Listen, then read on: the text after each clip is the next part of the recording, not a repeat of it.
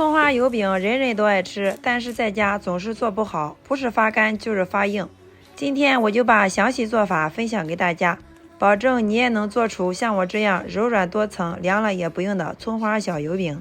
400克面粉加4克盐增加筋性，倒入60度左右的温水240克，搅成面絮，揉成光滑的面团，分成4个小面剂，表面喷油锁住水分，最少醒面1个小时。面粉里加点盐，加点食用油，调成像视频中的油酥。